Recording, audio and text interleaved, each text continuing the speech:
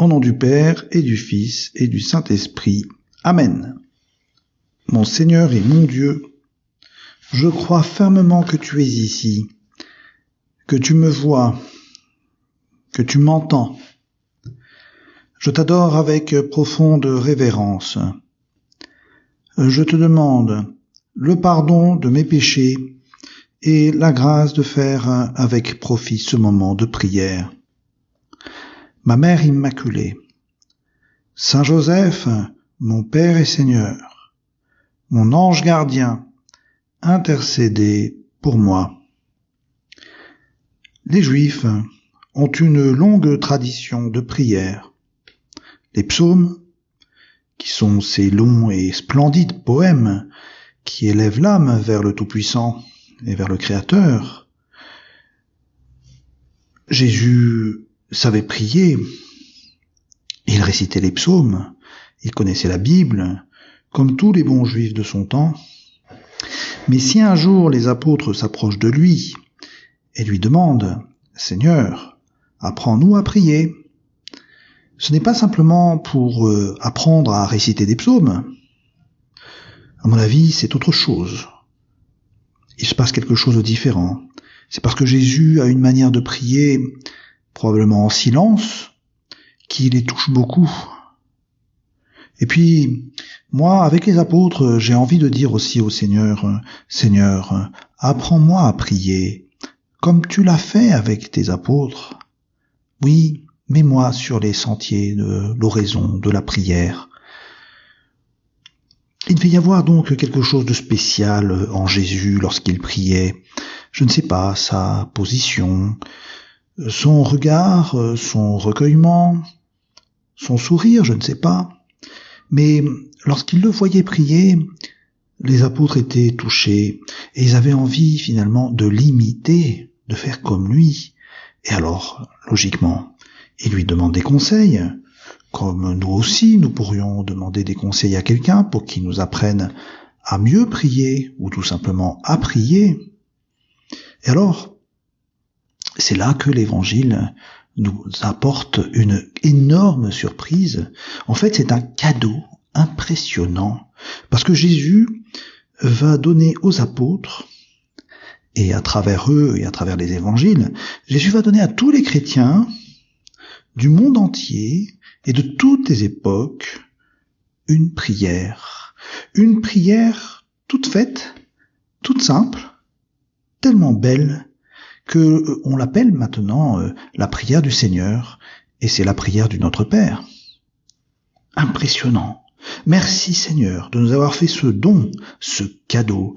Merci pour cette prière du Notre Père qui est un véritable trésor pour chacun d'entre nous. Elle nous permet de nous adresser avec confiance à notre Dieu, de pouvoir lui dire même des mots tendres. Elle nous suggère de l'appeler Père, elle nous suggère d'adorer Dieu, que ton nom soit sanctifié. Elle nous rassure dans l'espérance que ton règne vienne. Elle nous invite à l'abandon, que ta volonté soit faite. Et puis, bien sûr, cette prière nous resitue dans notre dépendance à lui.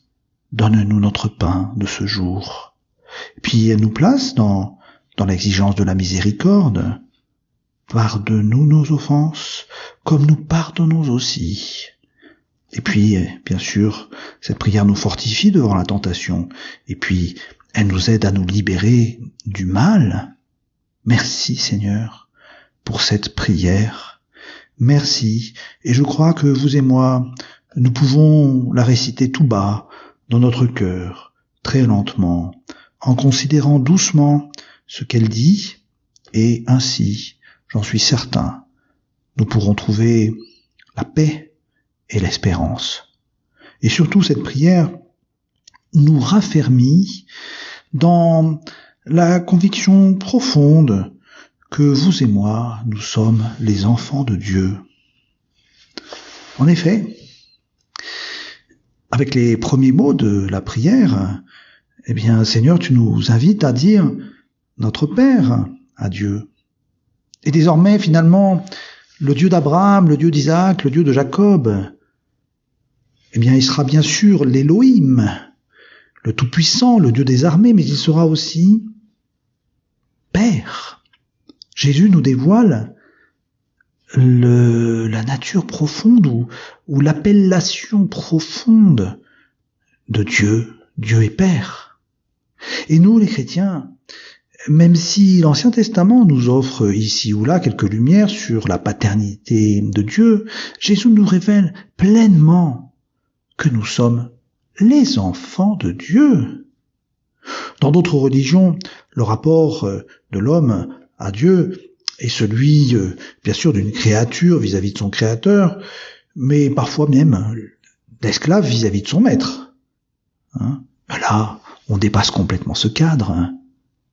Saint Jean, d'ailleurs, dans sa première épître, le dit très bien. Je vous lis ce qu'il dit. Voyez comme il est grand l'amour dont le Père nous a comblés. Il a voulu que nous soyons appelés enfants de Dieu. Et nous le sommes. Bien-aimés, dès maintenant, nous sommes enfants de Dieu. Mais ce que nous serons ne paraît pas encore clairement. Nous le savons. Lorsque le Fils de Dieu paraîtra, nous serons semblables à lui, parce que nous le verrons tel qu'il est. Comme vous le voyez, donc nous les chrétiens, nous avons ce trésor qu'est la filiation divine et cette prière des enfants de Dieu. La prière, c'est véritablement l'expression de la filiation divine. Je te prie, mon Dieu, parce que tu es mon Père, parce que je dépends totalement de toi, parce que je veux t'honorer, que ton nom soit sanctifié. Vous connaissez peut-être une autre prière qui est très belle et qui est une prière qui a été composée par Saint Charles de Foucauld. Une prière qui invite à l'abandon. Et voilà ce qu'il dit. Mon Père, je m'abandonne à toi. Fais de moi ce qu'il te plaira. Quoi que tu fasses de moi, je te remercie. Je suis prêt à tout. J'accepte tout, pourvu que ta volonté se fasse en moi, en toutes tes créatures, et je ne désire rien d'autre, mon Dieu. Cette prière est tellement belle qu'on en a fait un chant de messe. Et donc, vous voyez, en récitant, en nous adressant à Dieu ainsi comme des enfants, s'adressent à leur Père, eh bien notre cœur est touché.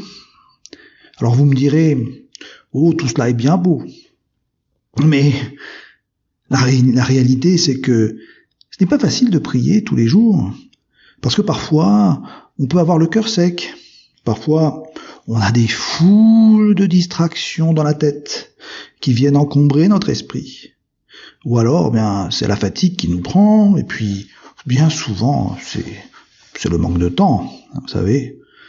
Alors oui, je pense qu'on peut le dire aussi, la prière c'est un combat. C'est un combat. C'est un combat et en même temps c'est un don de Dieu. Un combat parce qu'il faut accepter la volonté de Dieu, un combat parce qu'il faut pardonner à notre prochain, et un combat tout simplement parce qu'il faut vouloir vraiment prier Dieu. Mais c'est un don merveilleux qui nous donne la paix.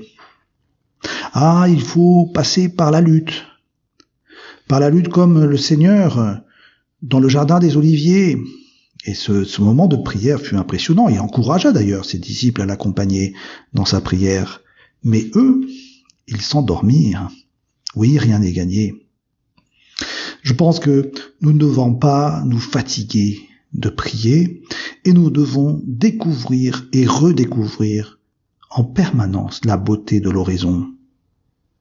Permettez-moi de vous raconter une petite anecdote. C'est un vieux prêtre sage qui a reçu un jour un jeune homme qui lui demanda de lui apprendre à prier. Alors le vieux prêtre leva l'index vers le ciel et lui dit « Écoute, mon fils ». Alors le jeune homme sort rapidement un carnet de sa poche pour commencer à écrire et il dit « J'écoute, père, et quoi d'autre ?» Eh bien, il n'y a rien d'autre. « Écoute, mon fils », lui redit le prêtre. En fait, pour apprendre à prier, il faut apprendre à écouter.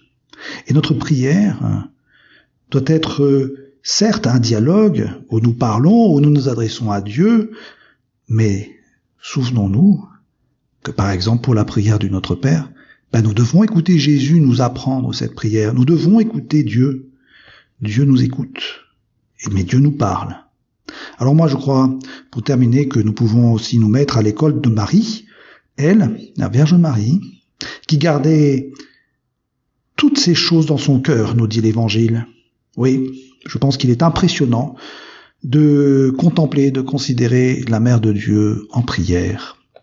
Je te remercie, mon Dieu, des bonnes résolutions, des actes d'amour et des inspirations que tu m'as communiquées dans cette méditation. Je te demande de m'aider à les mettre en pratique. Ma Mère Immaculée, Saint Joseph, mon Père et Seigneur, mon ange gardien, intercédez pour moi.